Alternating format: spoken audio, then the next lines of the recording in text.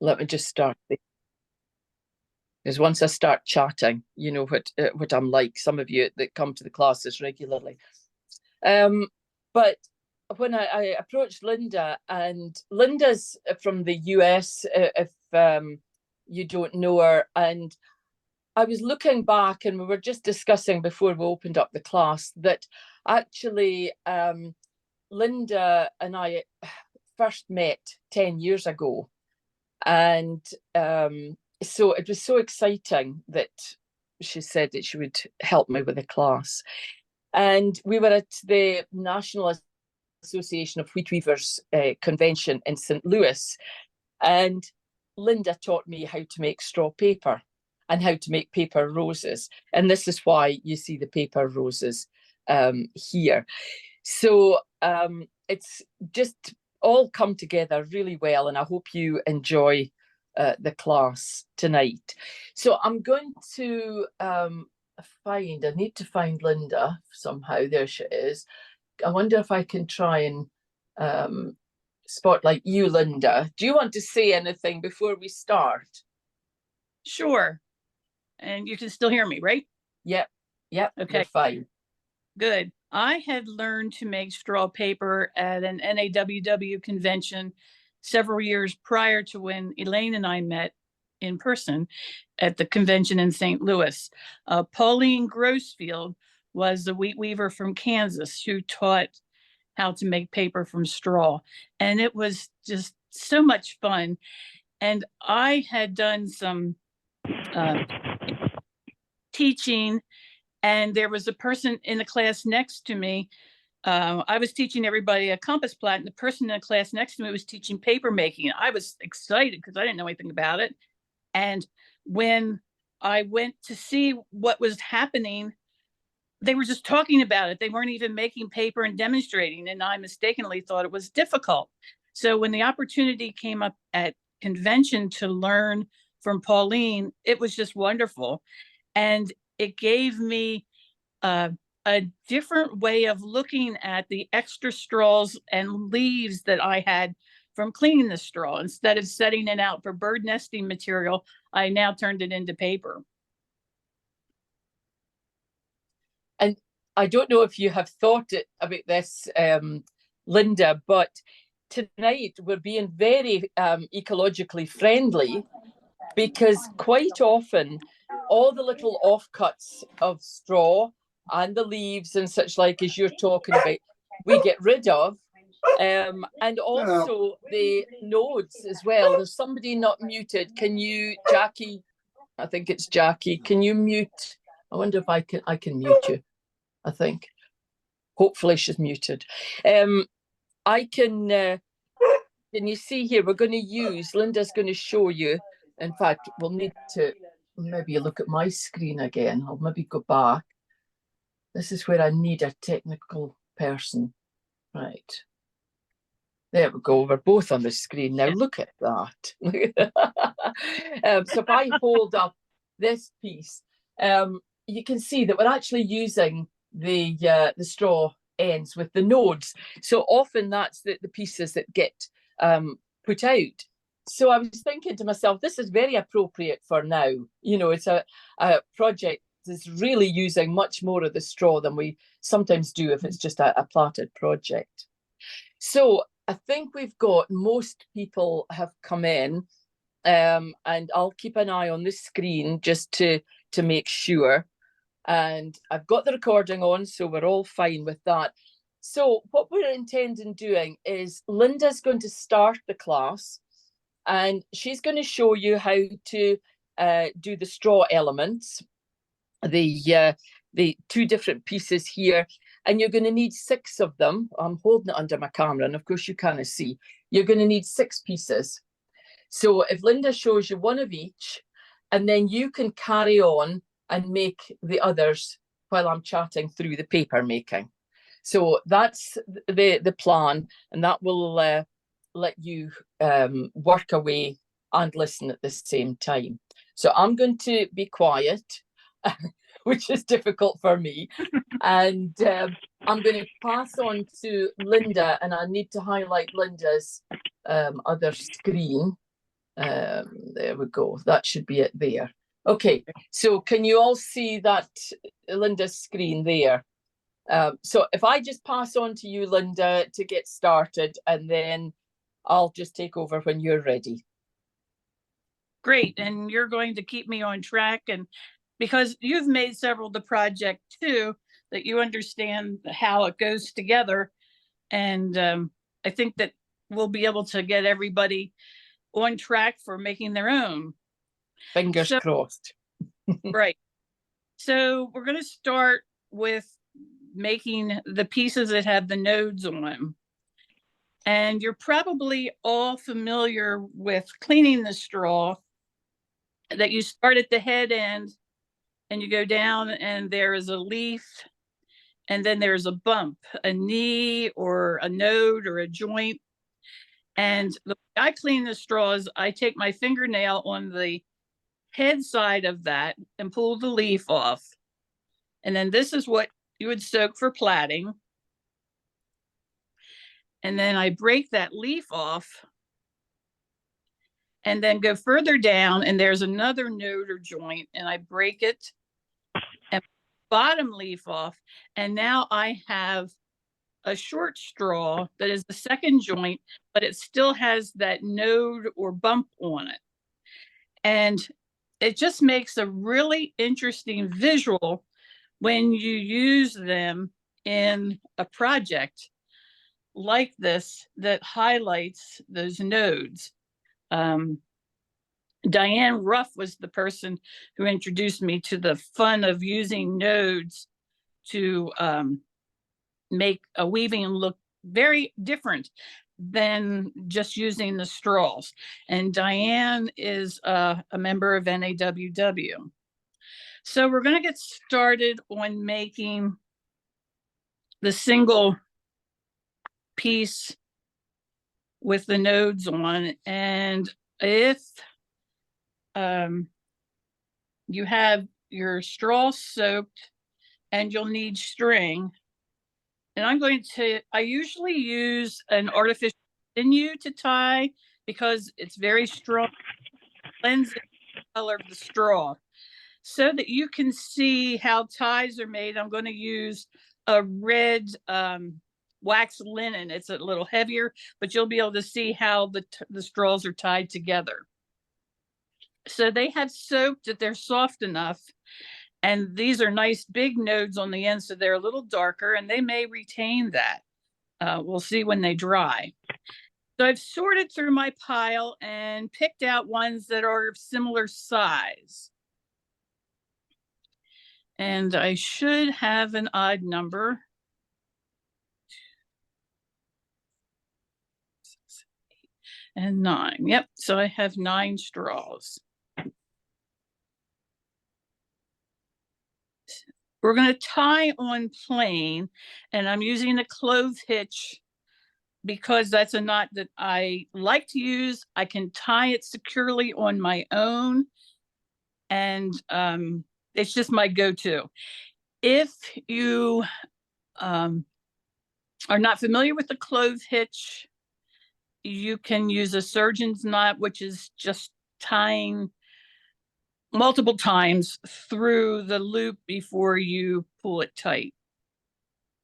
So we are starting on the end out here, and I line them up, and the middle one will be the furthest out, and I just pull the 2 nodes beside each other, each side, and hold them.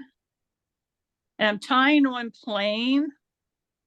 What that means is instead of ending up with a round bundle, I am going to squeeze either side to the center, and that will cause those to flare out. It's a really neat way to tie. I tie in hand on plain, but I can also, the next tie that I make, I can tie down on the table, and you can see how it works that way. So I have spread them out, keeping them side by side, and I'm down maybe a finger's width. I'm not very good at measuring things. If anyone's had a class that I've done before, they know that I use all sorts of things to measure, but usually not a ruler. When I have them tied, I cover that knot with my thumb and forefinger back and pull it, and it will hold them in their place and let them squeeze together. And you see how they're popping out on either side. And I pull it together tightly, and then I do an overhand knot to secure it. If I didn't do a clove hitch, the surgeon's knot is an overhand knot, which is just through the loop, but you go through several times and pull it up tight. So I have my first knot made, and I'm just going to trim them somewhat short so that I don't have to have the strings get caught in the next editions of straws. And I just take and pinch them together a bit and grab the next two. And I line them up about where the knot is for the last two. And put a clove hitch in, using the thumb for a measure. You know, I've heard that Americans will do anything if they don't have to measure by metric. We use all sorts of things to measure instead of a real ruler. And I fit that definition very well. And I check it. And I also measure by eye. And you can see now that I have more straws side by side. And I want to keep them side by side. And when you pull it, they spread out.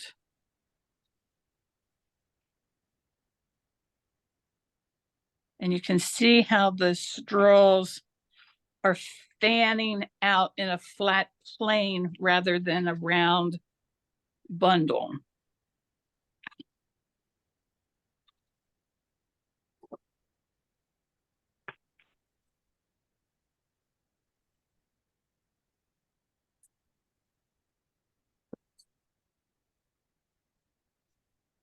The next two, I'll tie down the table so that you can see how that would work if holding in your hand is challenging.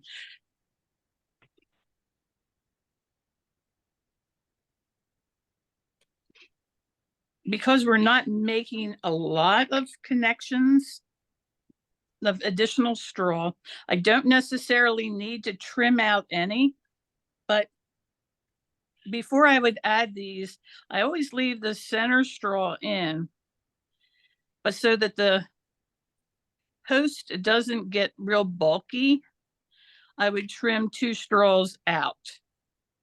And I can set those aside for another project. I didn't trim them at the exact same place, and that will keep the center post slimmer than if I just kept adding on.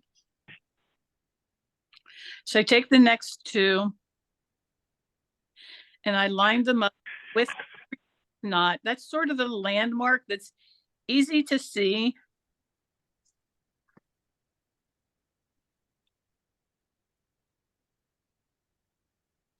And then a clove hitch. And I'm sorry that my phone is ringing. That happens sometimes, and I can't do much about it. It's called real life, Linda. Yeah, it is. So I'm using this thumb for measuring.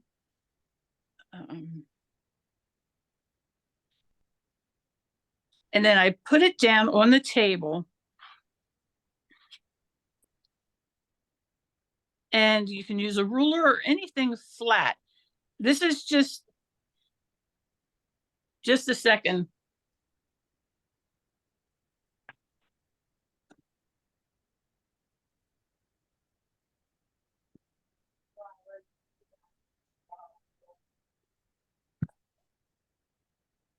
While Linda's gone, Has anybody got any questions about this technique? No. Okay, Linda's back again, so that's fine. They were leaving a message. I just didn't think that was necessary that we all hear it. So I did clothes hitch around all of them again, and the thumb for measurement, and you can see they're lined up about at the knot. And this is a paint stir stick. You can use anything, but you want it long enough so that you can anchor your wrists out here and have down pressure, just like you do with your fingers, and slide it up tight to the knot. And grab either side, just like you do in hand, and pull it. And you can see everything's spread out nicely, and that may make it easier to tie on plain, and it will definitely make it easier to tie on plain when you have more straws than what we have today. So I have one more piece to add on here.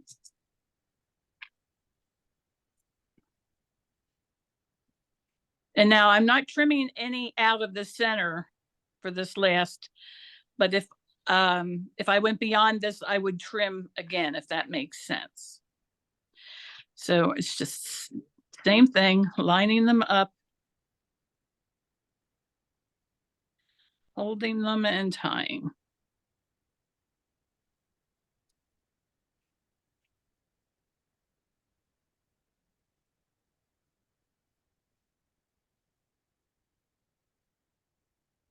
And this technique of tying the nodes like this just lends itself to all sorts of interesting projects. And then pull it up tight. And as you're soaking the straw, sometimes the second joints need to soak a little longer, but you'll figure that out. And it's a matter of knowing what your straw should feel like before you start to use it.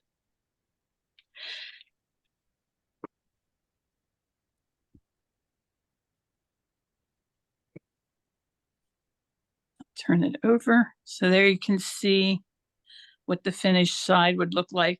I would put a drop of glue on each of those knots, just to encourage them to stay in place. And then once the glue is dried, then I would trim those strings short. And I think for this one, I'm going to leave these ends on. I think, Elaine, it'll help when we're demonstrating one of your ideas with it. Yes. If I leave it on. That'd be great, Linda. Yeah. And so these are trimmed off short. So that's how these elements are made. And then we'll go to the cathedral plait.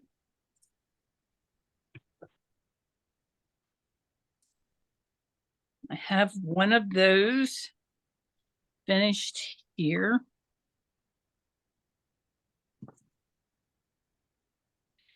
And you'll just need to have your soaked straws. And I cut the heads off of them. And the straws are tapered. They're narrower in diameter here where the heads were and wider at the joints. So I will take and switch some of them around so that I'm folding the design out of the center of the straw and not having all the narrowed ends at one end. They're alternating kind of side to side. So a straw goes down, a straw goes on top of it. And another one goes on top of there. You can see how that one sort of popped up a little bit because I put down pressure. So I hold it. And this is, you're folding up and folding everything down close to me here. And you have to think about, oh, as you're folding, you want to be folding over top of something. And that will make sense here in a moment. I take the straw that's furthest away from me and I go straight up and then toward me. Hold it with my finger and straight up and then toward me. And flatten it. And so that has wrapped that straw around the center post. And the next one goes in and you weave it over and under. And you can see that when I move my finger, that the outside two are over, so they need to be under this straw because you're doing like a basket weave. And Elaine, you're looking at this on your camera. Can you see that basket weave? Yes, yeah, it's a little bit far away, but yeah. Can you lift it up if you hold the bottom straws and just lift the whole thing up towards the camera just to let everybody see? Yeah, that's much clearer. Okay. So yeah, right. So that's fine. So if you want to do the next move or so and then show us again closer, then I think that would be quite clear. Okay. So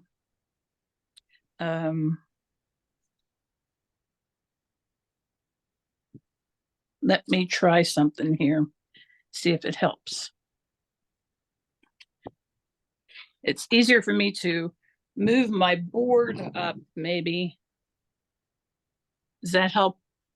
Yep, we can see it a little clearer there. Yeah, definitely. Okay. I don't want to adjust my camera overhead. No. Okay, so now I'm taking the straws that are furthest and bringing them down to the center point. And so they go up and come down toward, and fingers hold them in and they go up and down.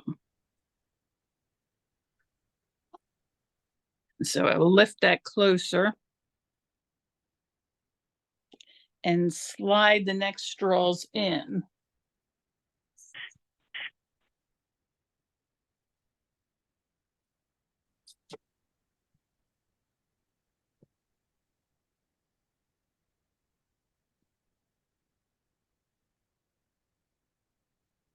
And it's kind of wants to almost show you which ones are over and under by the relationship of the previously woven straw. When I put these in, you want to snug them up pretty tight. And when I do these, I tend to end up with smashed or flattened straws here on the petal itself, but I don't want to necessarily bend the ones out to the side. That can happen sometimes. And I'm going to bring these down so it's straight up and down and straight up and down.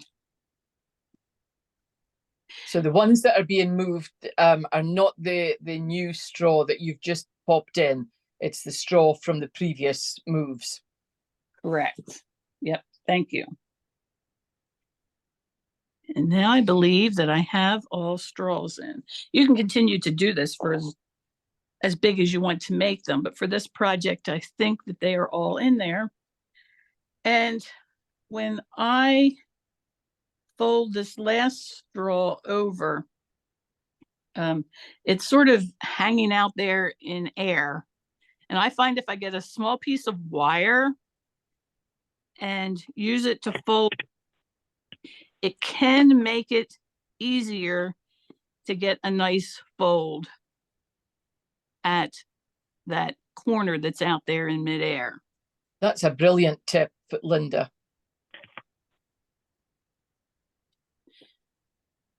And then the top gets folded behind it.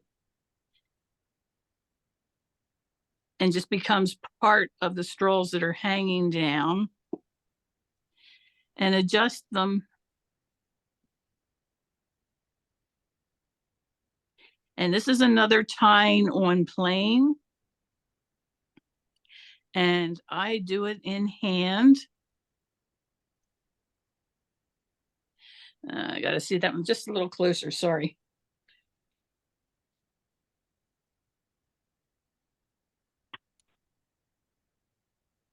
Okay. Claire's making a comment saying Art Deco design, lovely. And it is, it's very Art Deco looking. Yeah, they're really fun to make. Mm-hmm. And since I'm just going to tie it on plain, I'm going to use a piece of the artificial sinew so you can see the difference in how this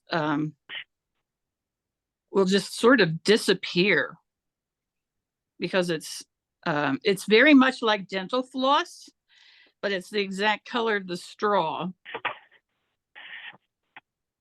And how far down are you going to tie? I know that you don't measure anything, Linda, but roughly what would you be thinking? Probably 3 inches. I don't even know if I have a ruler here.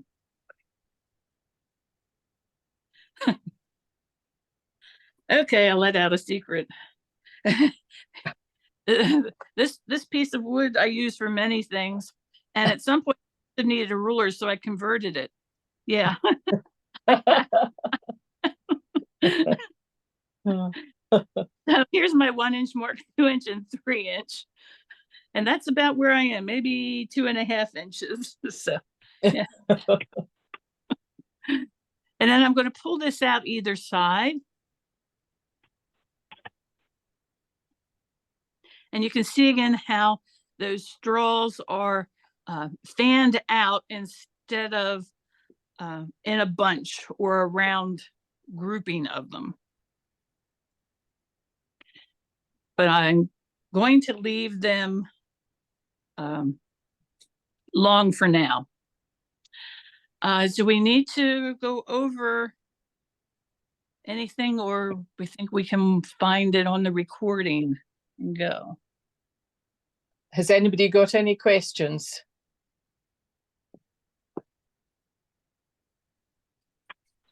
Nobody so far. So I'm presuming everybody is seeing what's happening, and you can ask things as we go on.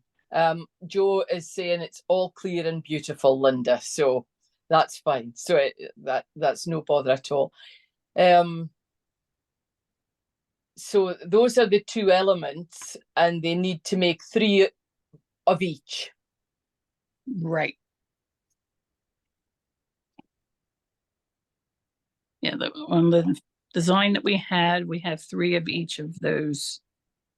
Somebody is asking a question. What was the total number of straws used in the cathedral plait?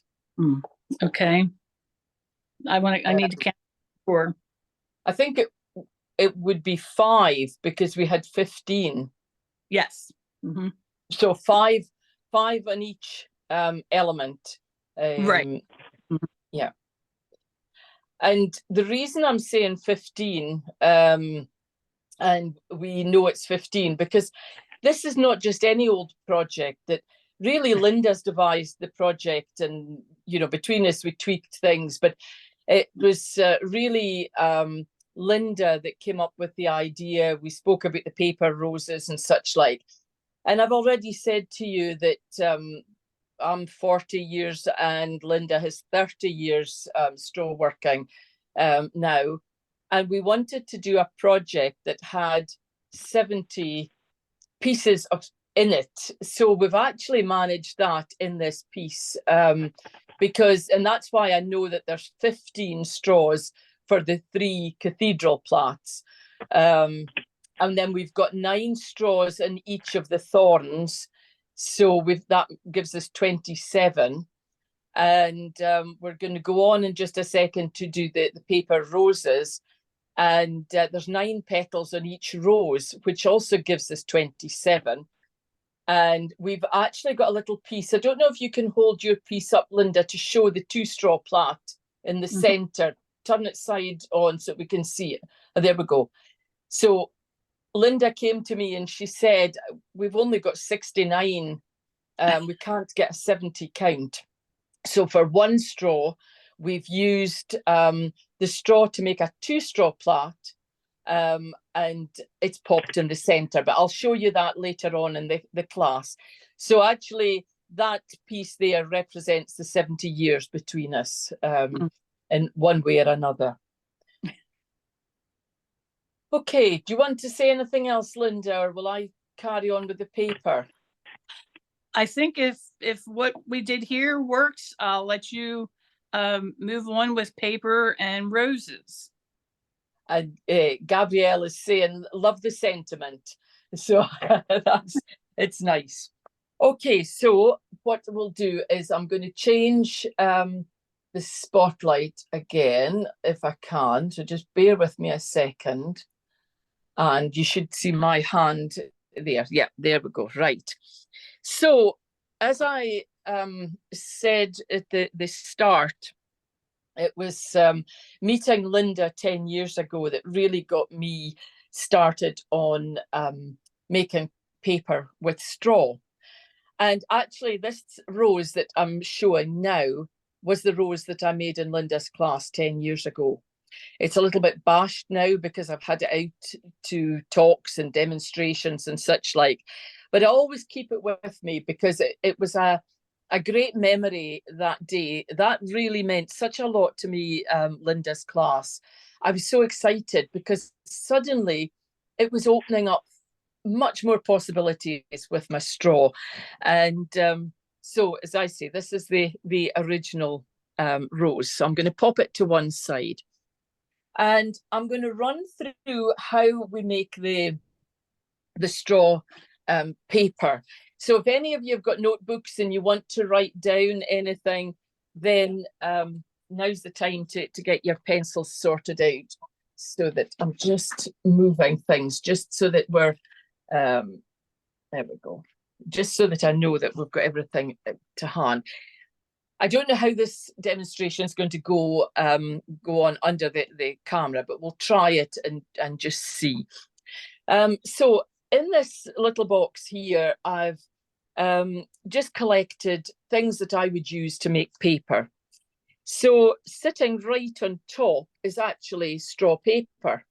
So when I've cut out my petals for my roses or whatever else I want to use the paper for, I don't throw this away because I pulp this back down to make more paper. So it just keeps on giving.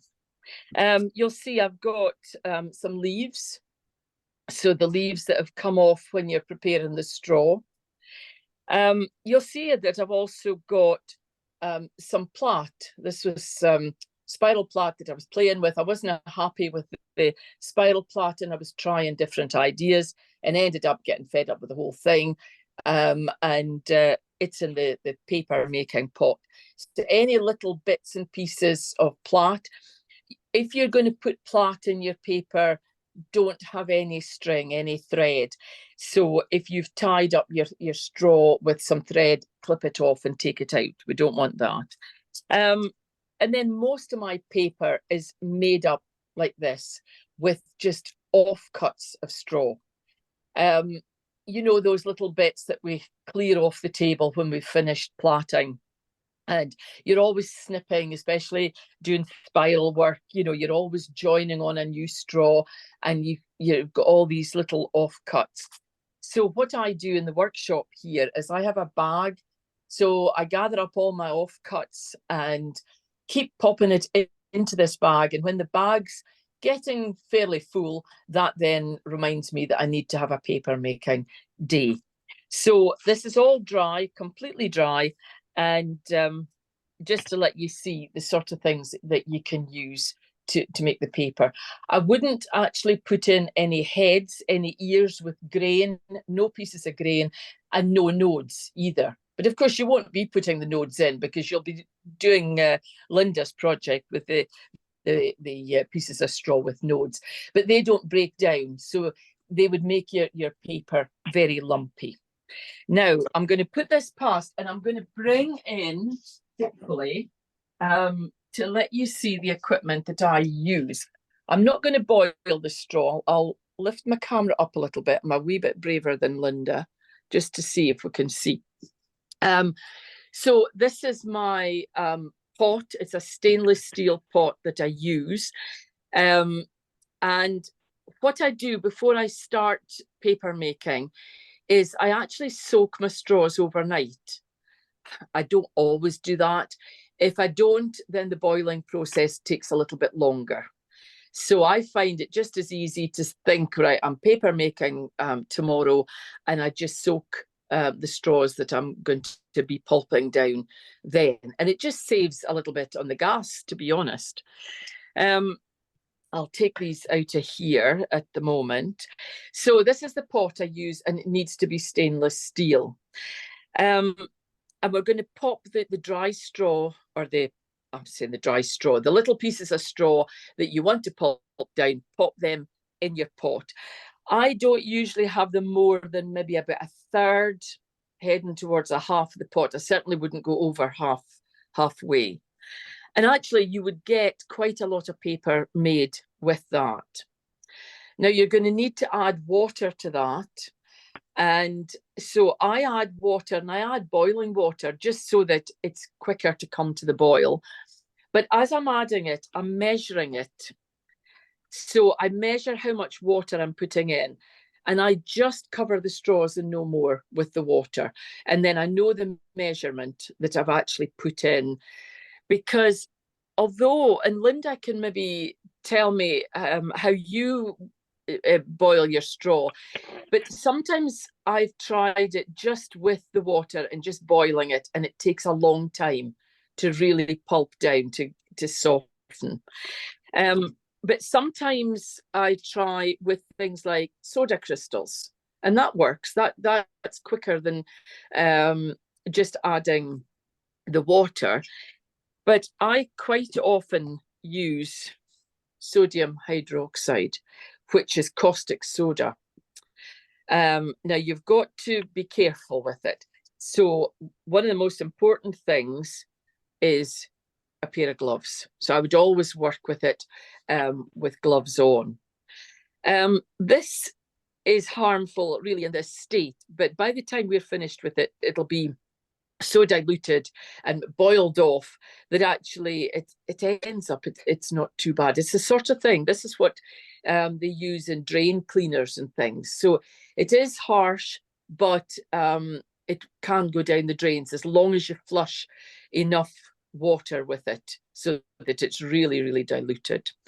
And the quantities I tend to use for this, and I'm going to refer to Linda in just a second to see what she does, but I use about half a tablespoon of sodium hydroxide to a pint of water. And so that's why I was measuring the water that's going into the pan. And I always add the dry sodium hydroxide to the water. I would never put this in first because it tends to spit and spark away at you.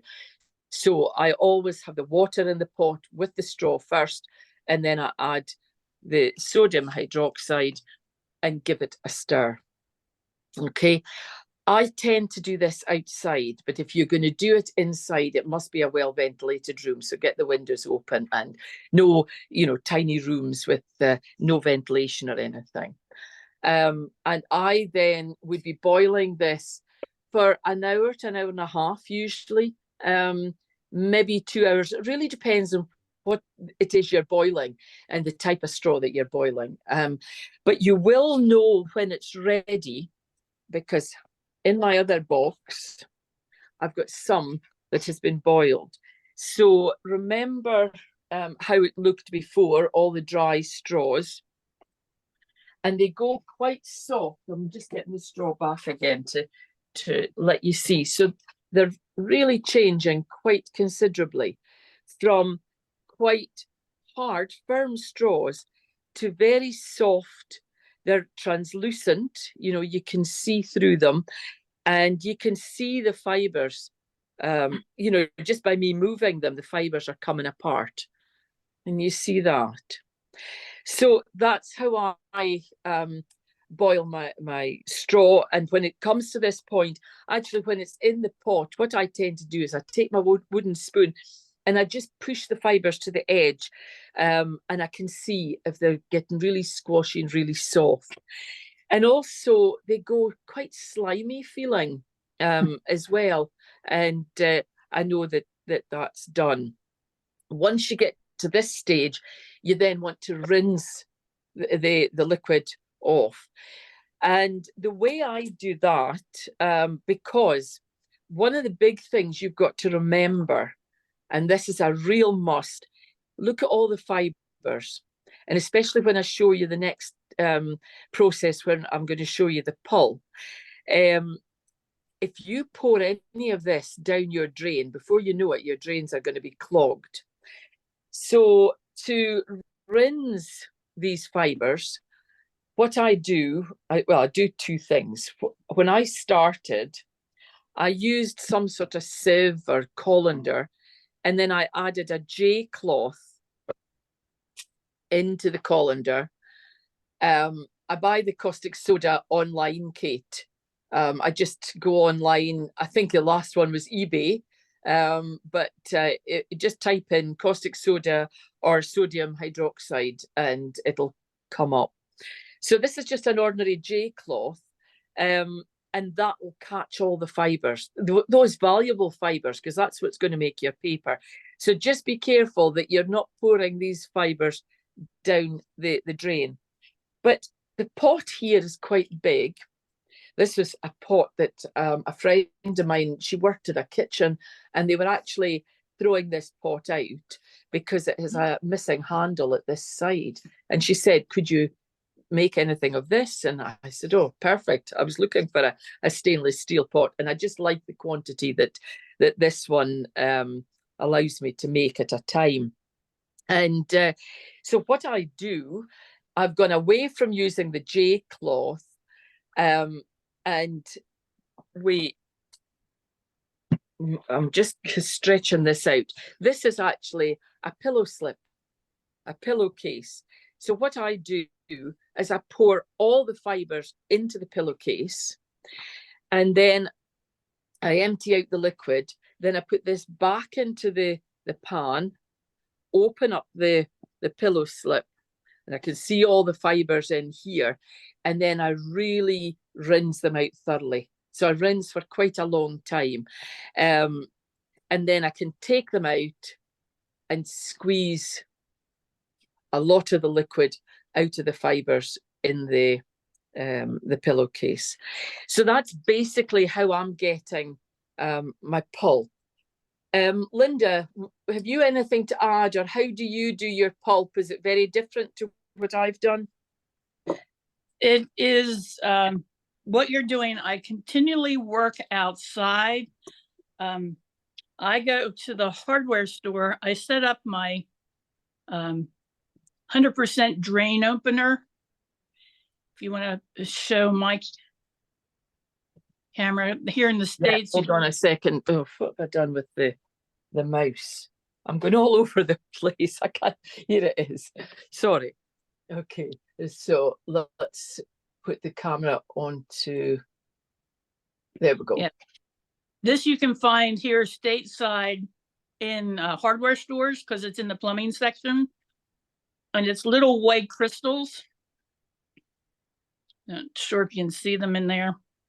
It is a material to be very much respected.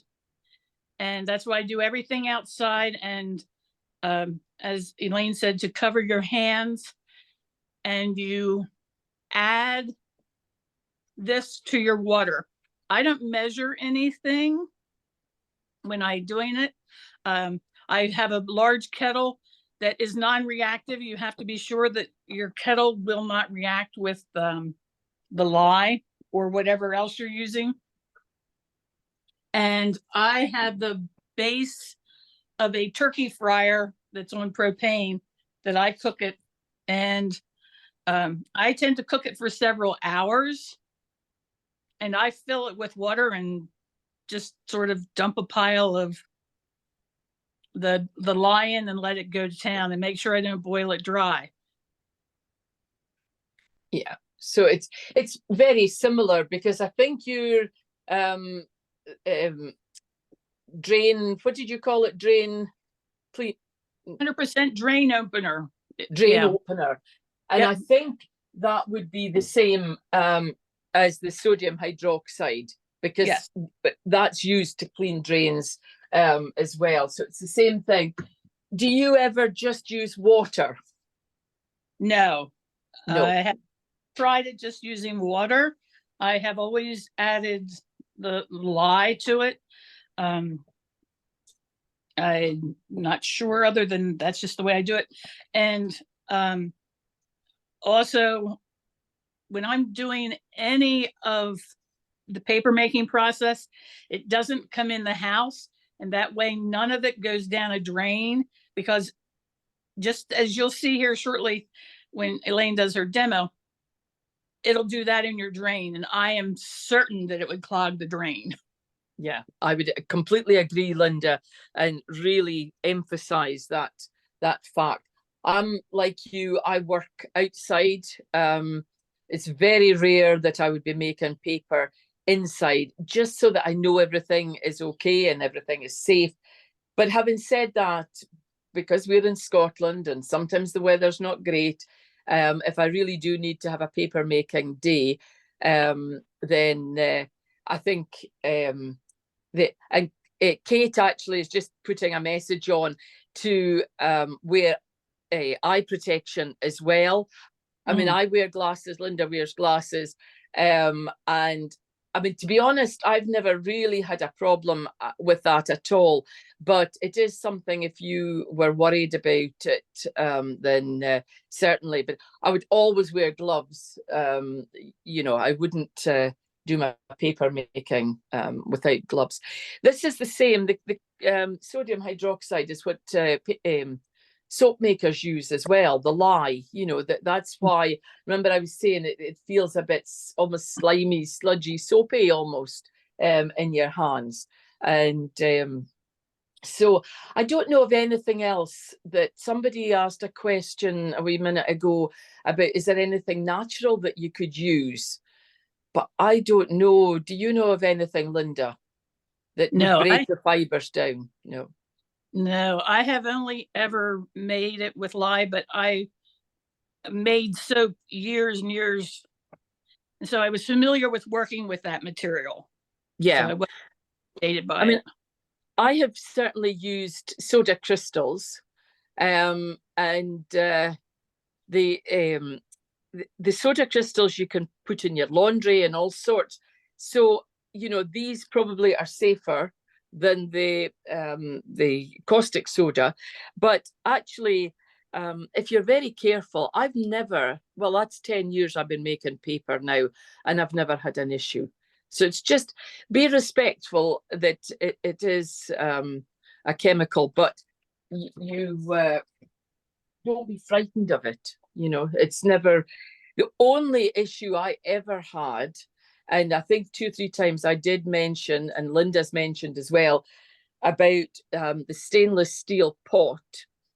I thought I was very clever, and I had an aluminium pot that was of a size that I wanted to use, and I was so desperate to do this process when I came back from being with Linda, and luckily I was outside, because everything started boiling over and hottering and spluttering, and it was a bit of a scare. That was the only time, but that was me being silly, because I hadn't thought of the material my pot was made with. So that's why, I've mentioned 2 or 3 times now, stainless steel is what you want. So we've now got the fibers, and I've got no idea where I've put them, but it doesn't matter. We don't need them at the moment. And then we need to change the fibers down. So I'm going to open another box. And what I've done here, you see, this is all those fibers, and I've popped them into an old liquidizer, or what do you call it, Linda? I call it a liquidizer, and you call it a Blender. blender, a food blender. Food blender. Remember, it needs to be an old one and not one that you're using in the kitchen. So the one that I use was a good excuse right at the start for me to get a new one, to be honest. That's why I now have one that's dedicated just to the paper making.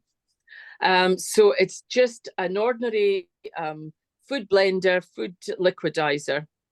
And what I do is I put the fibers into the liquidizer. I do it in small amounts. I probably don't do much more than maybe quarter of the liquidizer with the fiber.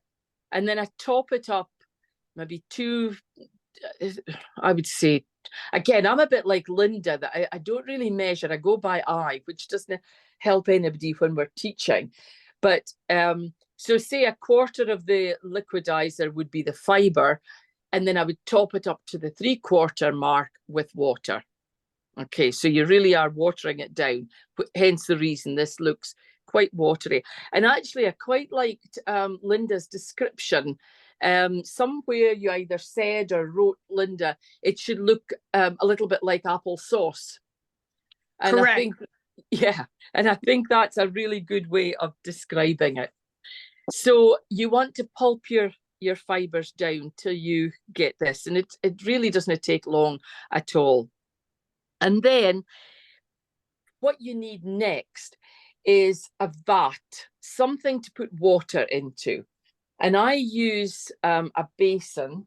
I'm really not sure I can get the basin under the, I'm going to try, but I don't know how much you're going to see. Oh, there you go. Oh, maybe better than I thought. So it's just a washing up bowl, really. The size is dependent on the decal and mold that you're going to use, and I'll show you that in a second. But this works really well just now. I've got a slightly bigger box that I use as well, but any plastic box is fine. And in here, I've got some pulp. Can you see it swirling around? It was sitting at the bottom there, and I'm swirling it around. And it's this pulp that we're going to use to make the paper. Now that I can see that this is showing up fairly well on screen, I'm wondering if I would just actually demonstrate making the paper right from this bit here. I was going to do this off camera, but I'm going to try. Let's have a go. So what I would do is I would fill the vat to maybe about halfway with water. And I would add a small amount of the pulp. And very quickly, you'll know if you've got enough pulp or if there's too much pulp, and you begin to adjust things. The amount that's in here is dependent, that's going to determine the thickness of the paper. So the more pulp you put in, the thicker the paper. Less pulp, the finer the paper. And somewhere, just across here, I was going to let you see, while I'm speaking about the different thicknesses of the paper, this is a kind of normal thickness that I use. It's certainly not a thick paper, but this is quite often the thickness that I'm making. But you can get it very fine. Can you see? You can see my hand through it. It can go really fine, or you can thicken it up. So that's adjusted by the amount of pulp that's going to go into your vat. So you would come along, you would have your pulp that's coming out of the liquidizer, and pop some into your basin or whatever you're going to use. And just, I mean, I'm just judging. I don't know how this is going to be at the moment. And I'm going to turn the basin round because I need to work in this direction. I'll just move things out of the way. There we go. And then the only other things that you need is, if I move the camera slightly, can you see how I've got a wad of newspaper sitting beside the vat there? And you're going to need something to put your paper pulp on so that it can dry. And all this is a bit of cotton sheeting. And I just tear up an old sheet of a size that's going to be big enough for me to put the mold onto, and I'll lay that down on my paper. You'll see more of this in a second, because once I've put the pulp into the decal and mold, I'll take this away and I'll move this further over, so that you'll see a little bit clearer what's going to happen there. You need this decal and mold. This is quite important. So it's a frame, and then this one is a frame with some gauze on it, some mesh, quite fine mesh, really fine mesh. You can buy these, again, you can buy them online. If you look for paper making supplies and maybe any craft store, and you get them different sizes. This is A5, so this is going to produce an A5 sheet. But you can get them A4 as well. But I just always prefer, and I think for most of the projects I've done, A5 has always been easily big enough, and they're nice to handle. But you can go bigger if you want. Okay, so you do need the decal and mold, as it's called. And I use a sponge as well, and you'll see it in action. And that's just a normal household sponge. Most things that we've used here are things that you probably have around the house, apart from, you know, your frame, your decal and mold, and maybe like the caustic soda. But most other things you can probably use things in the house. But make sure if you're boiling things in a pot, don't go and boil your potatoes the next day with them. Keep it aside. So I, in a store next to the workshop, I have a cupboard that has pots and roasting tins and things for dyeing straw, my pots for boiling my straw for paper making and things, and they're all just kept for that purpose. Okay, let's have a little go and see how we get on with this making a sheet of paper. Now, they always say, I don't know if you find this, Linda, but sometimes the first one or two sheets don't go as well. I'm just hoping that's not the case tonight, since I'm doing it right in front of you. But the action I'm going to use for the frame is I've got the mold underneath with the gauze, and then I'm putting the frame on top, and I'm going to hold the two together like that. And the action I'm going to do is I'm going to go straight in, and this might be where it's difficult maybe to show you. Go right to the bottom. I go along the bottom, and then I lift up. And hopefully I've got paper pulp on this piece here.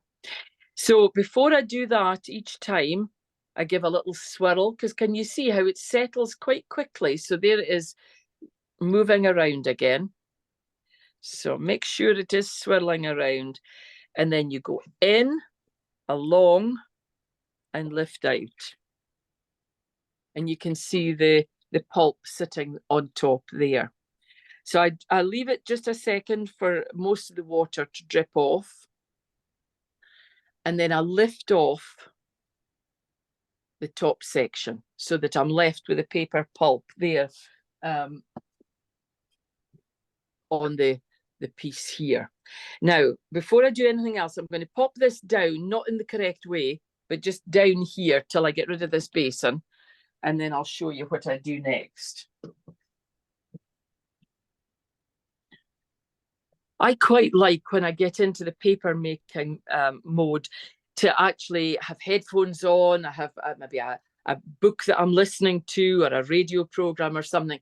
And I just go into my own little zone, and I'm just continue making paper for the whole afternoon or whatever. And it's lovely. Be careful if you're like, I mean, I've got these cloths, I've just torn them. And if you get any threads, make sure that they're not on the cloth, because that'll break up your paper. So here we go. I've got the fibre on top there. It's quite stable, really. Be careful you don't put your finger in it, even at the edges. Try it, not touch it, because that'll distort your paper. And what I'm going to do is I'm going to turn it over and pop it down on the piece of sheeting.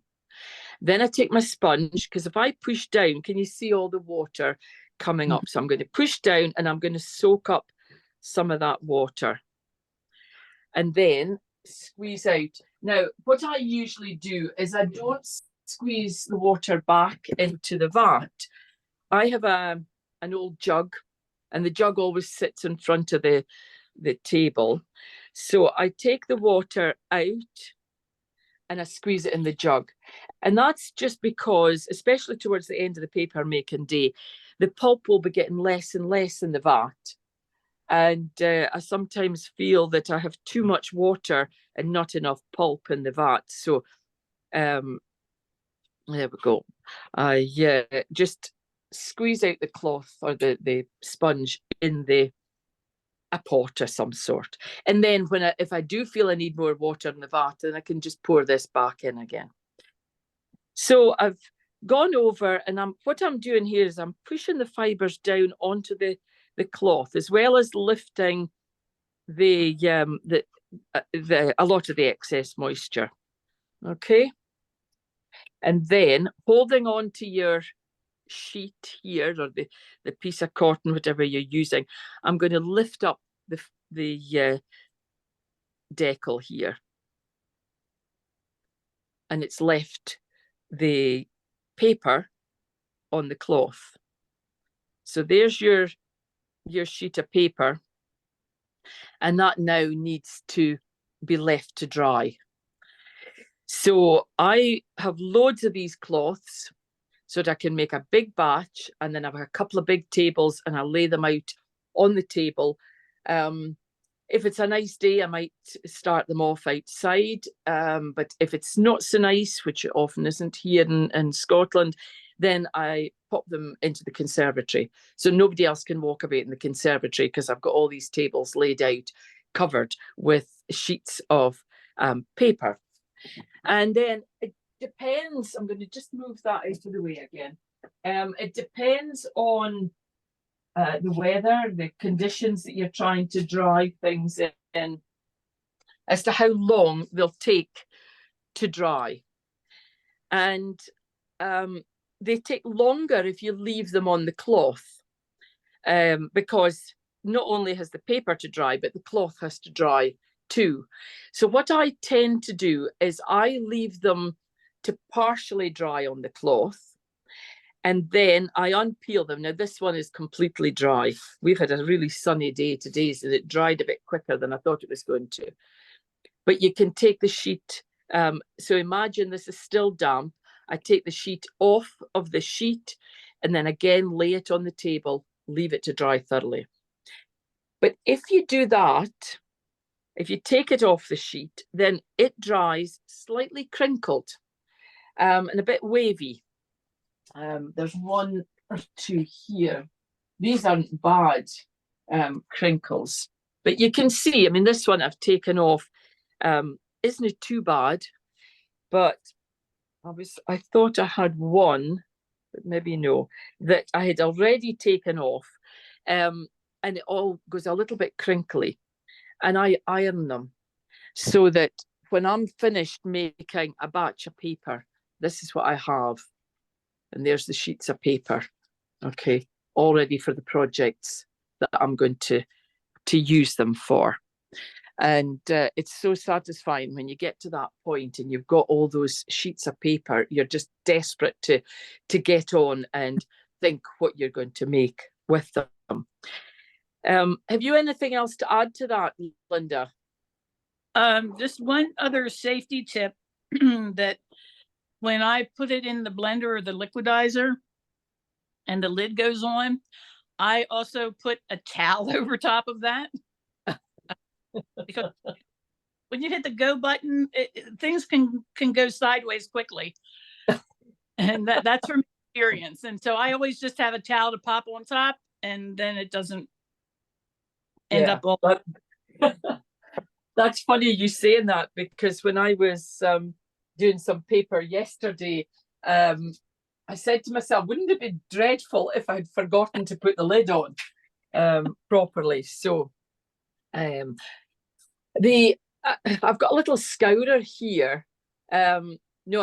Somebody's asking if I put a cloth on to iron it, and no, I don't. I don't have a steam iron on it. I just have the iron not too low, but certainly not too high, just kind of in the middle somewhere. And I just very quickly, just 1 or 2 strokes of the iron is usually enough to flatten them. But if you leave them on the cloth to dry completely, I find that they are straighter, but it just takes longer to dry. And I'm always impatient. So once they're stable, once the actual sheet is beginning to dry, then you can just peel off the sheet of cotton and then lay the pulp back down on the table again, and it'll stay like that. If you get pulp, now I've got some other cloths here because I always have a batch of cloths, but something has obviously gone wrong on this sheet because look, there's lots of fibres left. I wouldn't then put a new sheet on top of that. What I do to begin with is I use just like a pot scourer, and I can give it a good rub, which will take the fibres away. Okay, it then puts them all over my nice black cloth, but hey ho. But so I use that to clean up things. I would never ever put these in the washing machine. So don't ever think about doing that, or my goodness, you'd be in trouble with all these fibres going into your machine. I use them, I reuse them until there comes a point that I maybe think that they're really beginning to look a little bit manky. And so I then, usually by that time, there's another sheet ready that I can cut up into the sizes that I want. So the size that you're cutting these is just a little bit bigger than your decal and mold. Is there any other questions about any of that process before I move to the next thing? No, everybody quiet. And you'll see, you'll be able to take notes from the recording as well. So I'm going to show you in a second about the roses. But before that, what I thought I would just run through very quickly with you is the sort of things that over the years I've used the paper for. So in this little card, for example, what I've done here is I've used straw for the pot, and I've used straw. It's not shown up very well on the camera, but I've used straw as the centers of the flowers because it was shiny. Yes, Beth, I use my newspapers over and over and over again. I let them dry out and I just keep on using them. But the little flowers themselves have been punched out of the straw paper. So it just gives a different texture. You can see the shiny centers and then the matte flowers. So card making, just perfect. Any sort of paper craft like that works really well. Stamping. So here's my straw paper, and I've just stamped on a wheat sheaf, which I thought was very appropriate for it. And again, just made a little card out of that. Lovely little gift cards and things. I've got a friend who's a printmaker, and she often asks for the straw paper, and then she prints pictures onto the straw paper because she loves the texture that she gets with that paper. You can mold it. So use a mold, push the straw pulp, the paper pulp into the mold, let it dry, and then you can use these as wee embellishments on projects or mount them onto card or whatever. I even used, I don't know how well you can see this. Oh, there it is. And it was just like a little button. I've never actually done anything with it. My idea was to trim off the excess, and I would have a little paper button that I might have coloured and popped onto a card. I've got a little bookmark here that I did, and I've used the straw paper at the back. So I punched out the little wheat ear. And then the wheat ear that I punched out here is on the back, but in between the two layers is a layer of paper, straw paper. So you can see the straw paper shining through in the center. And again, it gives you the difference, you know, the shiny and the matte. And this is the same idea punched out with the straw paper on the back. Here's a little tag that I did, and I popped on some straw in the background, some straw paper, and then did a little drawing. And then again, here's the printmaker. This here is a little notepad, but it was covered. So it's just a cheap notepad that could be bought anywhere. But then I went and covered it with the natural paper, which I think really makes it look very nice, and you could give it a title or whatever. And this one here, I've used the straw paper, I've printed some grasses and things on the background, and then I've done some Swiss work on the front. And you can colour your straw paper as well. And I would colour it when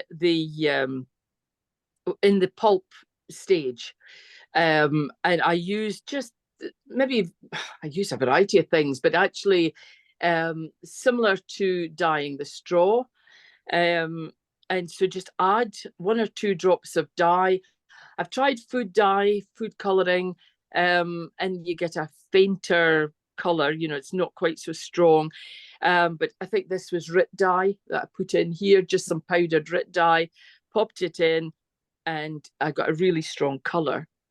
But remember, I was saying that you don't waste anything, and you can use your offcuts to pop back into a pot and boil it again. So actually my offcuts from this quite dark colour, I popped in with all my natural straws, and I got a really pale pink colour, and it's just got some really lovely little flecks of the red straw pulp. It's endless. I could be here the whole night telling you what you can do with it, but that's a few ideas of so that's not really making the flowers here. It's just other things to use your straw paper for, and it's great fun. So now we're going to move on to making the roses. So if I get all my bits and pieces on, oh my goodness, it's like juggling here to try and get everything.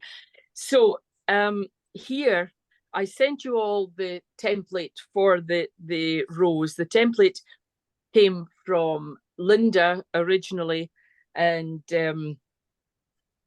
it tells you here, cut 2 of the larger pieces, and then cut 3 of the smaller ones, okay? And so what I do when I'm doing that is I print out my template on a thicker card, not just on paper, but on a thicker card.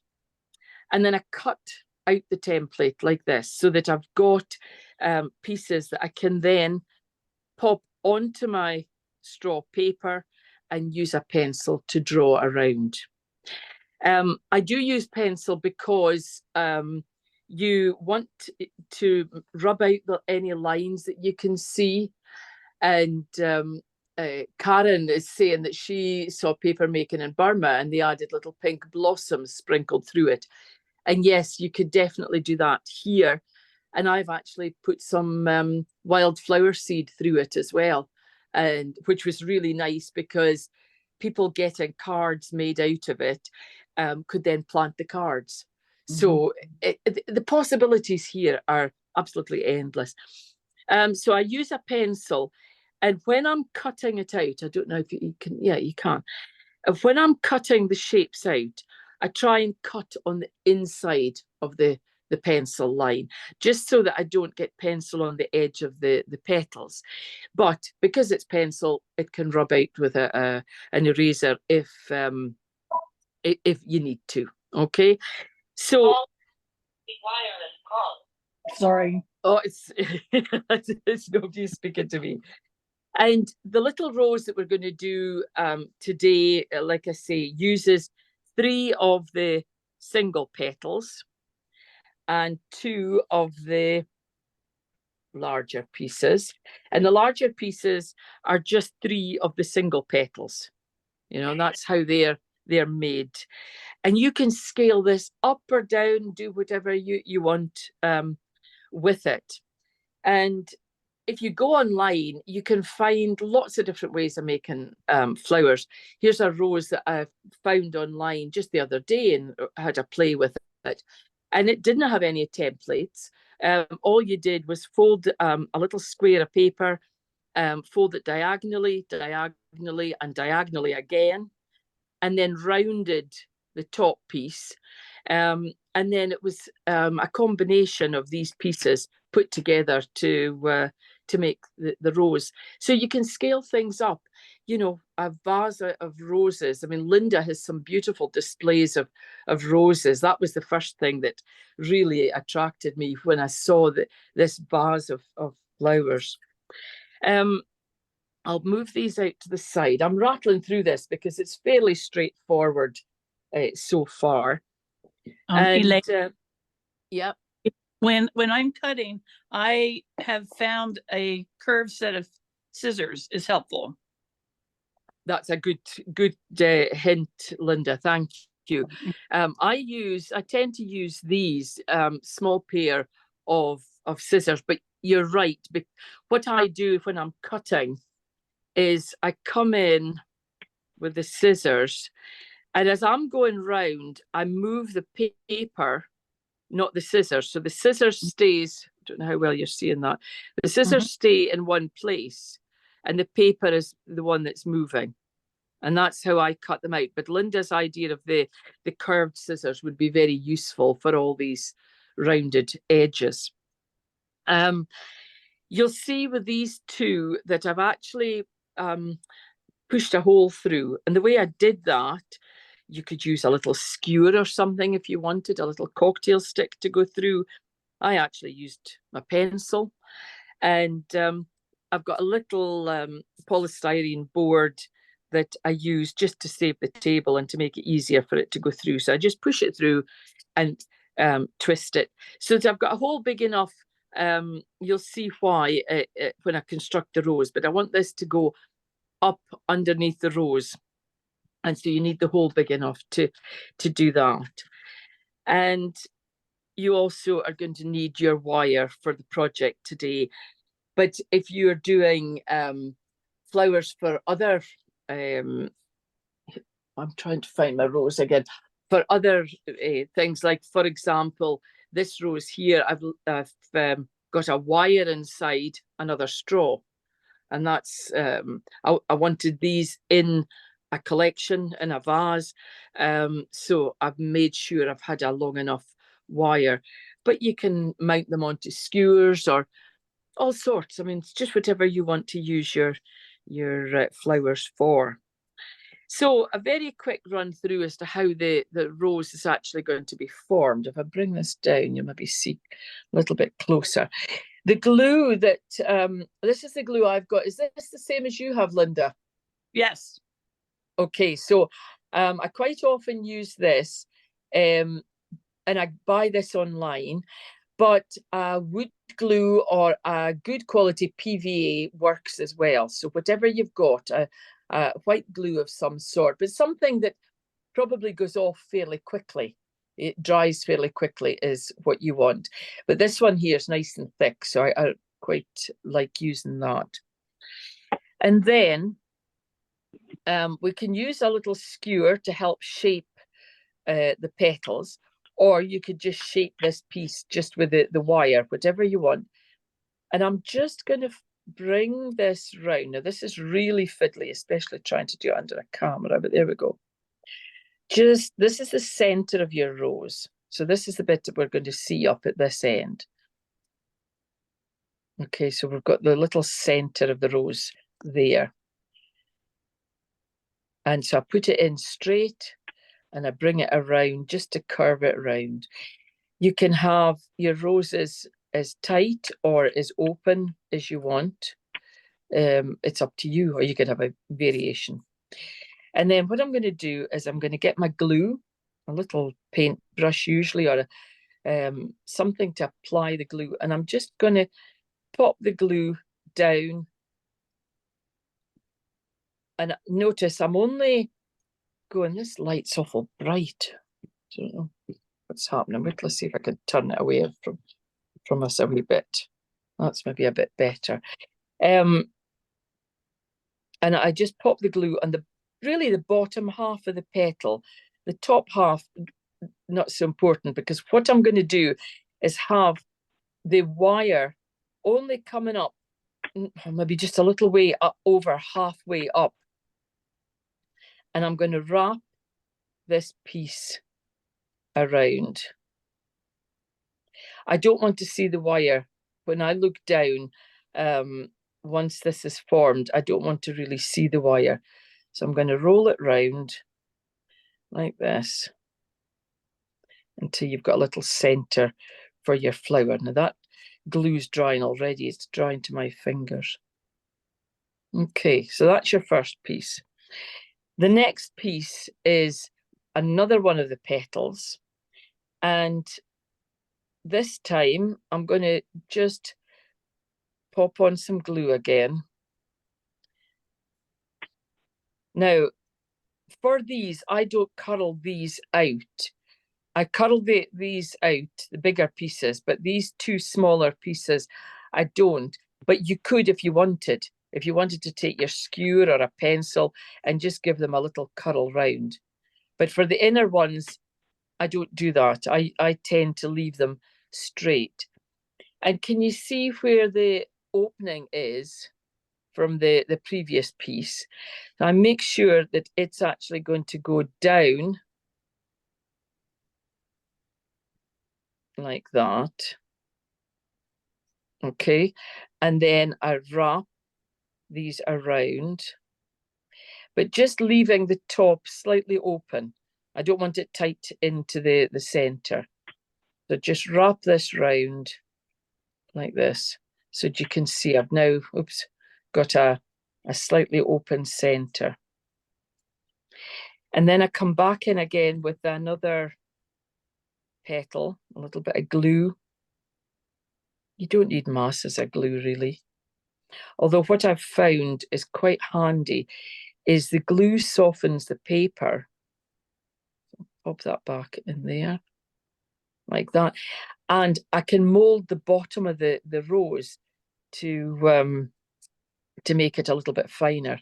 So I bring this round and close it. And again, I didn't say, but I put the open fold down onto this petal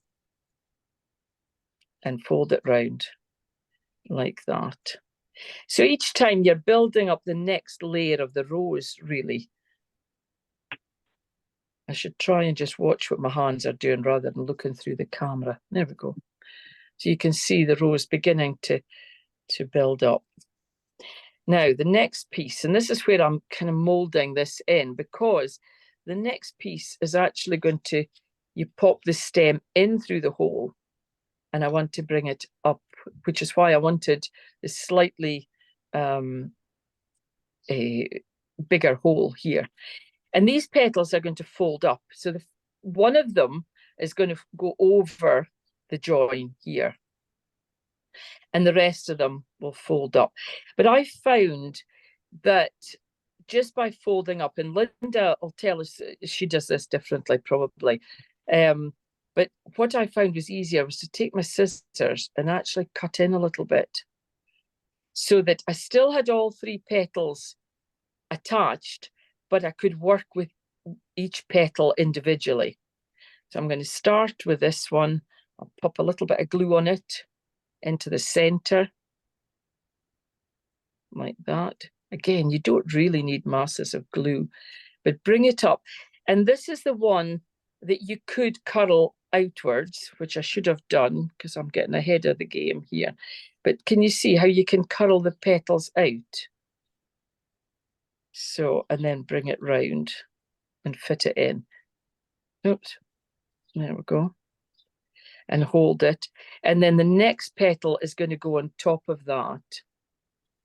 So again, a little bit of glue. So what do you do for this, Linda? Do you work just with all the 3 petals together? To a certain point, I do that, yes. And as you said, with the glue, it softens the paper, so I can just pinch it, but it works well too. I tend to have my roses maybe a little more open. Yes, yeah. And there's no right or wrong, but yeah, it's doing the same thing.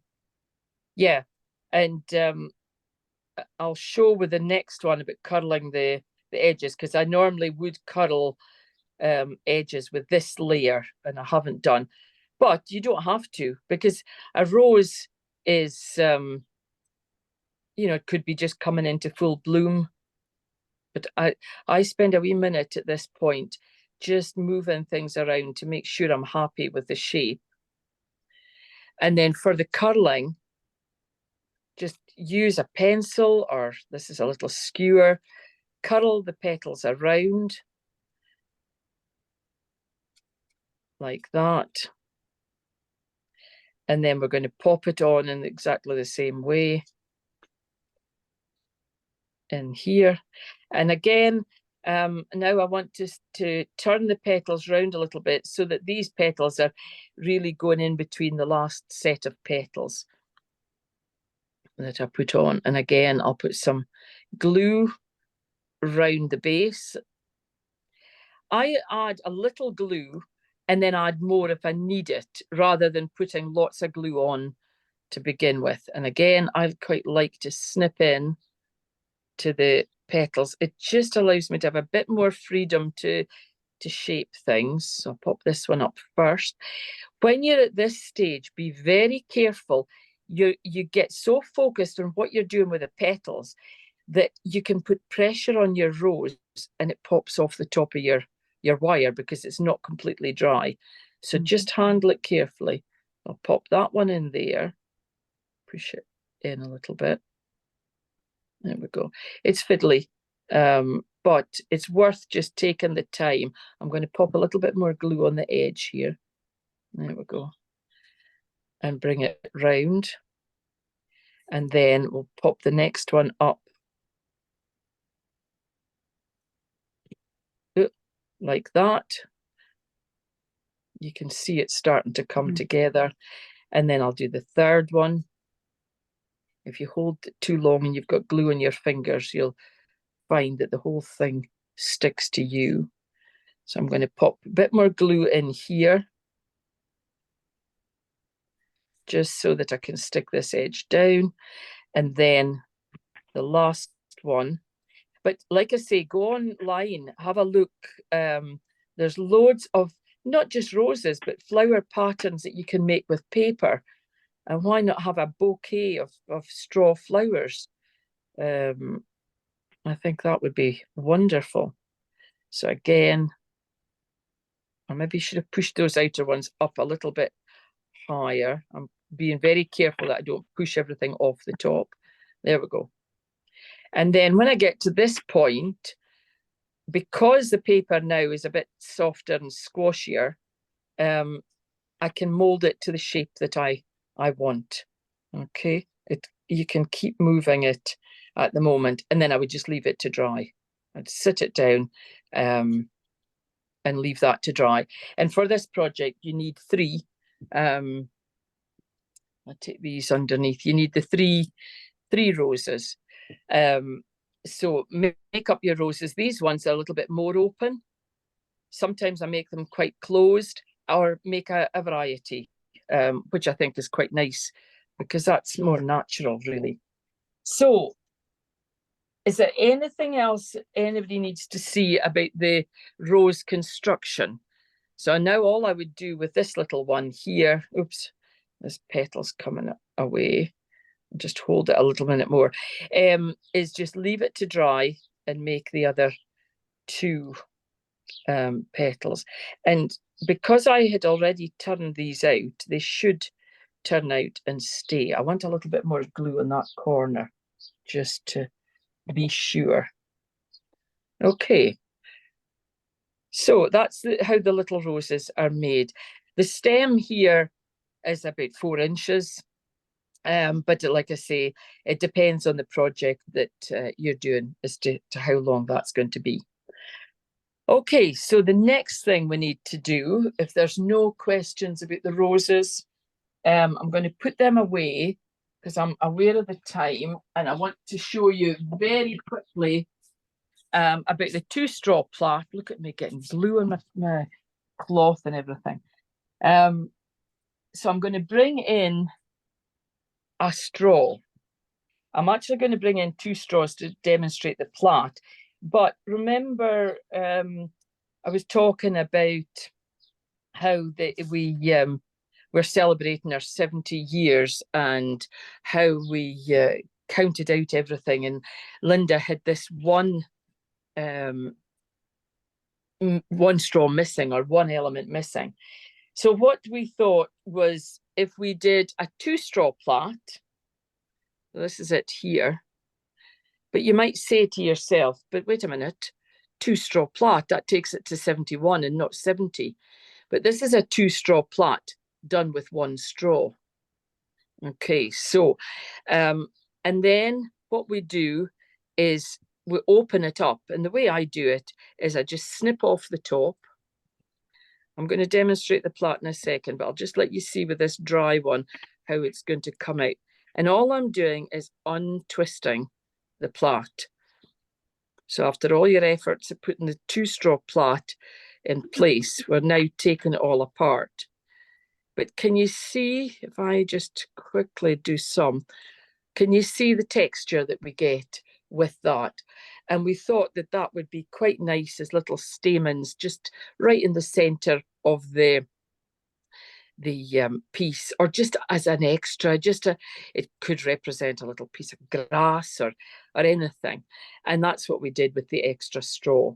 So I'm going to demonstrate the plait with 2 straws, as I say, just to make it easier for you to see what I'm doing. But if I take another straw, oh, it's a very short one. Let's take this one. So say this was the 1 straw that I wanted to work with.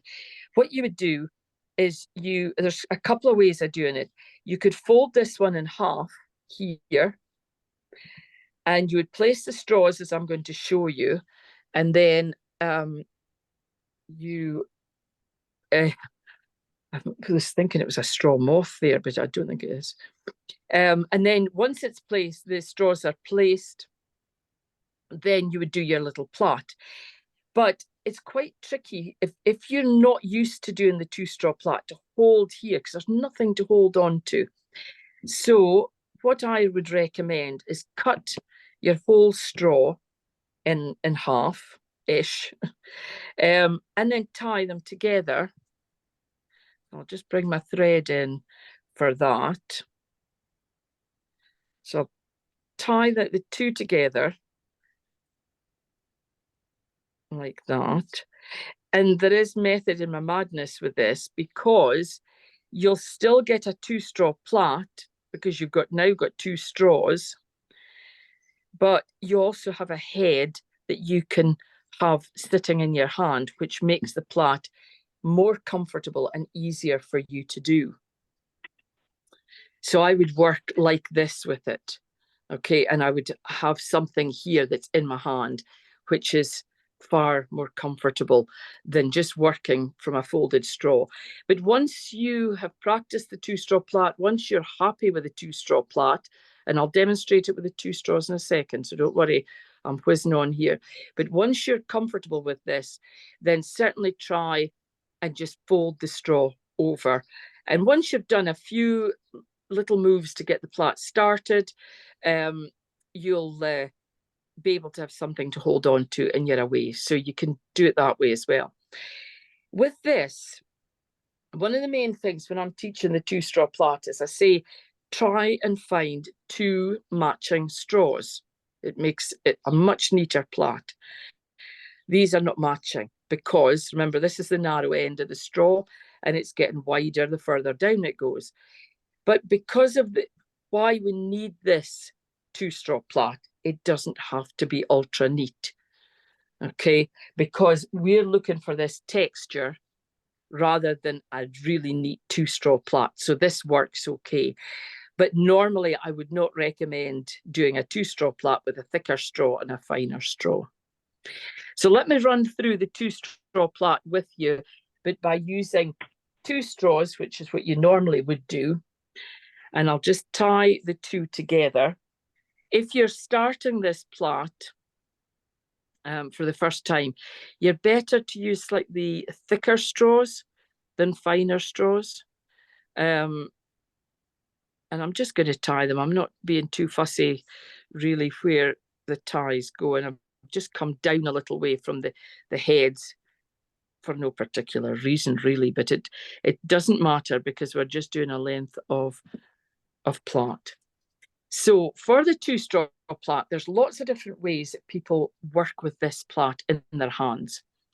And I've tried various ways, and I found when I started my straw working journey, the 2-straw plait was the most difficult thing to get neat.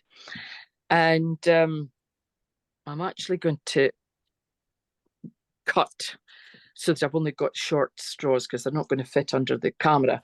But these won't be wasted. They'll be in my pulping bag. So this is the way that I find works for me. Imagine a clock face, and I'm going to put 1 straw at 6 o'clock and 1 straw at 2 o'clock. Okay.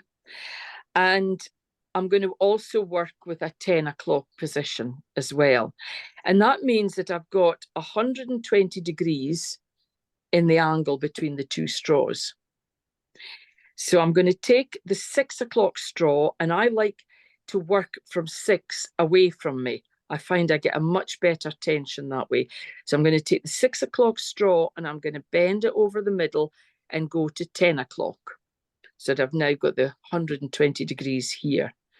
Then I turn my work round. I'm exaggerating because my wrist doesn't normally fold away around like that. And I'm back to the start again. So I've now got 6 and 2 again. 6 o'clock goes to 10 o'clock and round. 6 to 10. And you keep going like that, folding over the top. I'll do a few so that you can see before I show you close. Fold over the top all the time. And notice how I'm holding my hands. So these straws are never getting out of my control. Look where I've got them, in between these 2 fingers. Okay, so I'm holding onto the plait between my thumb and my first finger, and my middle finger and my ring finger are supporting the straw that's just folded across. So I fold it across, I take hold of it, so it stays there. I turn, and before I move again, I pick up this straw and I curl my little finger around it like this to hold it in place. And the way I work is like this. So I'm passing the straw from one hand to the next. It's folding over and passing round. So it's 6 to 10 and round, 6 to 10 and round, 6 to 10 all the time. And I'll show you once I've got 2 or 3 more done. There's your little plait. There. Okay. But it is a tricky plait. And when you start this plait, what you find is your straws just keep twisting round and round and you're never plaiting. So be careful that when you fold across that you're doing a definite fold over the top. So imagine all of these stitches, if you want to call them, all of these folds are going one on top of the other. Imagine you're building a wall. And if you let this fold slip to one side or the other, eventually the wall will start going a bit wonky. It'll not be straight.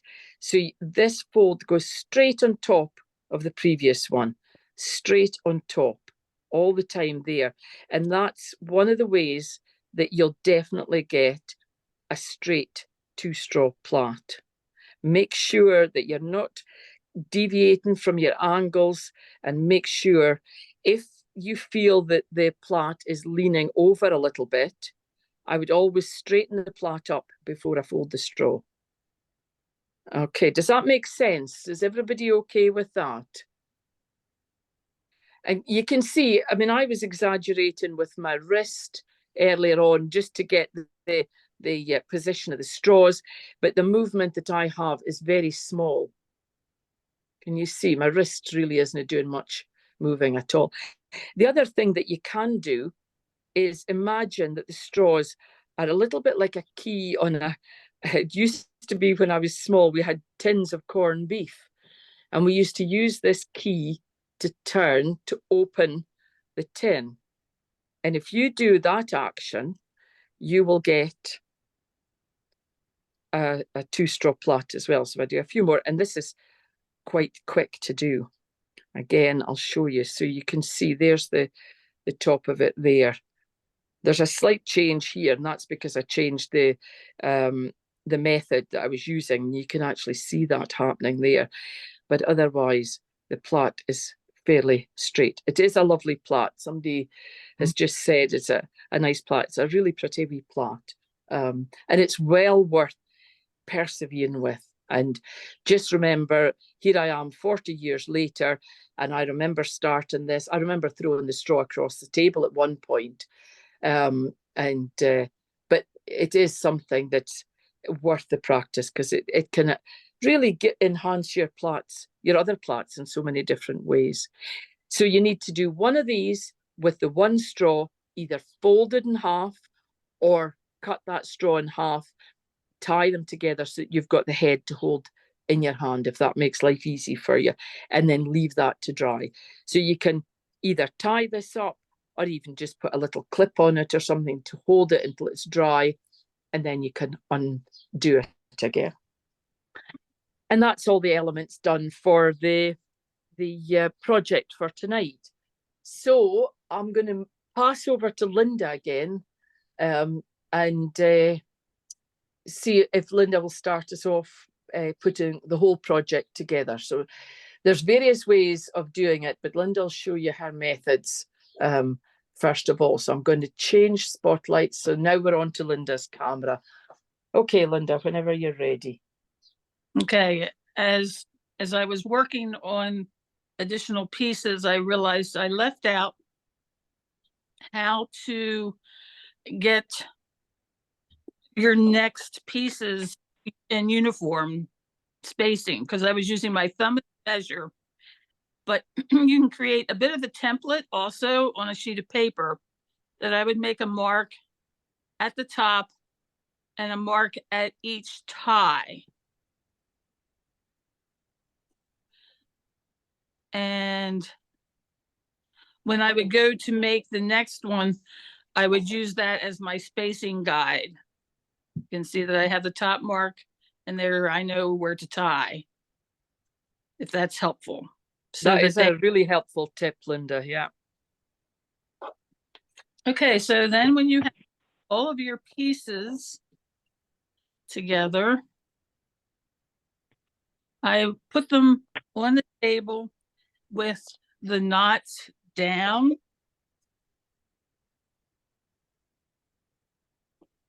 And I'm not measuring, but I'm sort of looking at, does it look like they are evenly spaced? And put the other pieces in, making sure that I have the top side, because there is a difference. And once they are there, you can kind of see that you have it balanced. I just cut a circle from the straw paper and a little bit of hot glue on it.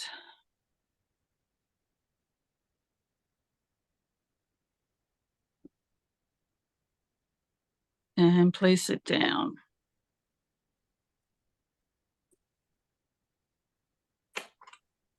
And give the hot glue a chance to set, making sure that all the pieces are being touched to that glue circle.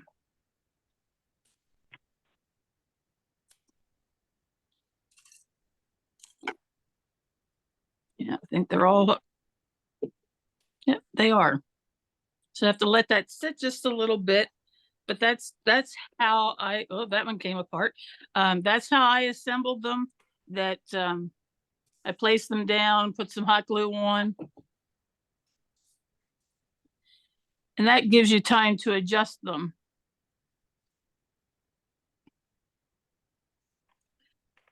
When I had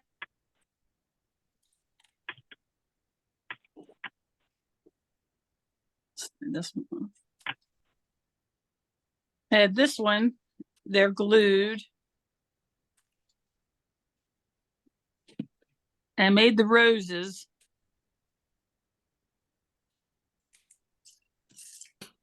I'm not going to trim them, but what I did to make it flat so that it would hang on the wall,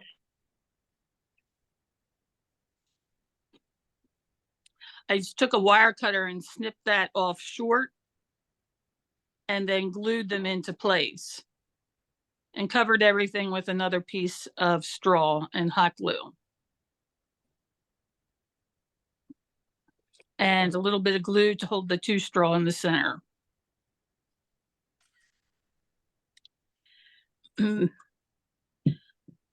May move this list out of here.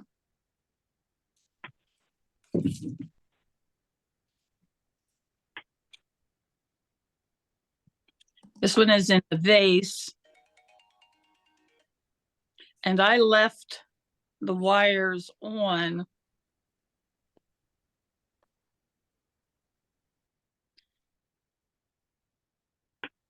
and cut. This may be dry enough that I can do it. We'll see. And just cut slits in the side to slide the wires through the straw paper. I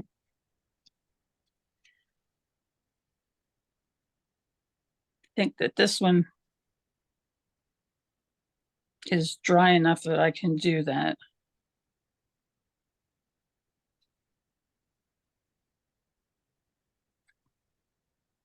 You can see how the wires come up in the center, and then I took a fine gauge wire and tied them together so that they will stand in a vase.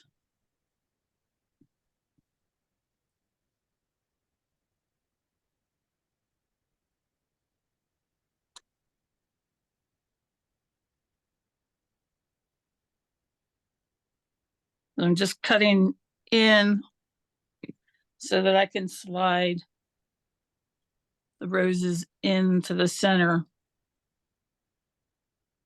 of those slits.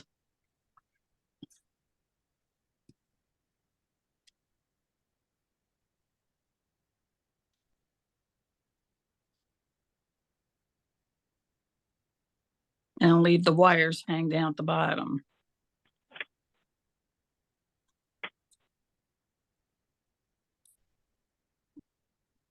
And a third one yet.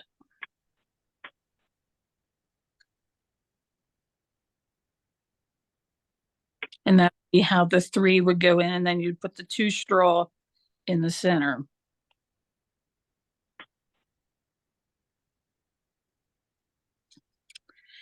And then Elaine, do you have one? Yes, let's see if I can share the spotlight.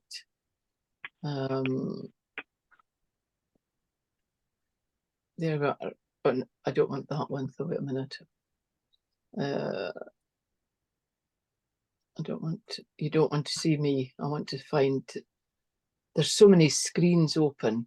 Yeah. Just bear with me. Did you start in the middle with your roses together? Yes, I did. Well, what I did is actually I started with my two straw plait. and I just can't find. Oh, here we go. I've found it now.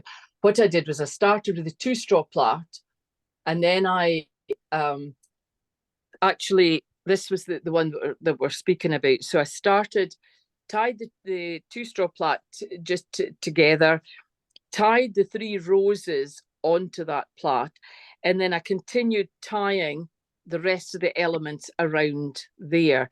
Now, my idea was that I was then going to trim any of the excess, and I was going to be left the same as you, Linda, with some wire that would go in a vase. But I went to get this little vase to pop it in, and I realized that if I left all the stems, and I need to sugar it a wee bit to get it out, that it actually fitted into the vase perfectly, and it kept it really stable. So I haven't trimmed anything there. I just popped it in the vase like that, and there it is. It's not going to go anywhere. It's quite firm. So it depends on how you want to really use the finished piece. Linda, you've got a hanging loop that, let's see if I can share this time. Right, now we've got it. You've got a hanging loop on the back of your one. Mm-hmm. Just a piece of green wire, a florist wire that I turned into a loop that I glued into place. Which I think is probably neater than what I did for hanging, because I then just popped the thread through the straw that I folded back when I was doing the cathedral plait, and I made a loop and a hanger with that. But when I was doing that, it dawned on me, and I was saying to Linda earlier, this would make a really lovely Christmas decoration, a hanging decoration. And what you could do is do some more roses and have them on the back, so that the front and back were looking very similar, and they would look lovely hanging for Christmas. It's endless what you can really do. And that's the beauty of it, because all of you out there will all have your own thoughts and ideas of how you can use all of these elements and how you can put them together and how you can display them. And that's what's exciting, because it then gives you pieces that are individual to you, and you're not just having to follow Linda and I and say, this is exactly what you have to do. Right. So while we were busy making paper, I made additional pieces and didn't trim them. So I have it started here that I can add them as you did to yours. Instead of trimming them off, I would bend them down, and I have a long piece of thread, and I'm just going to put them on and wrap each one a time or two to hold it as I work around. Some people have made handheld bouquets this way, that you build it from the center around. Yeah. And I did, as you're doing, Linda, I added each element individually. I tried to be clever and do 3 together, the 3 pieces with the nodes. And I was getting so frustrated trying to hold it that I went to the method that you're using and doing one at a time. Mm-hmm.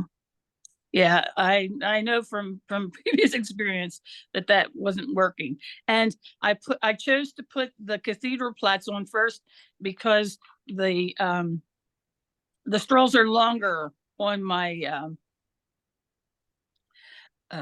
nodes, and I don't want. I'm just putting a knot in to hold it so that the whole thing doesn't come apart. And I have also bent these, so they're kind of encouraged to go that way. And we'll add them on individually. And you sort of see that each time I'm putting them on, I'm turning the piece.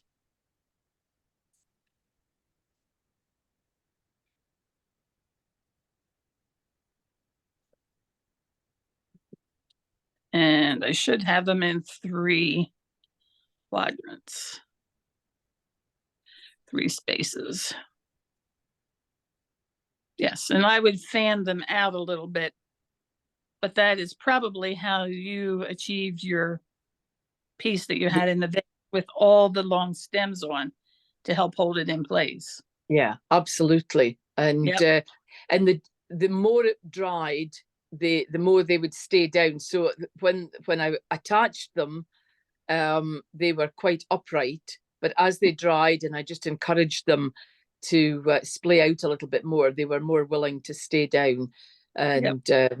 And but I quite like the idea that we've got two pieces. One's really flat, which can be, on the wall, but the other one can sit in a vase and be displayed like that. So it gives people options.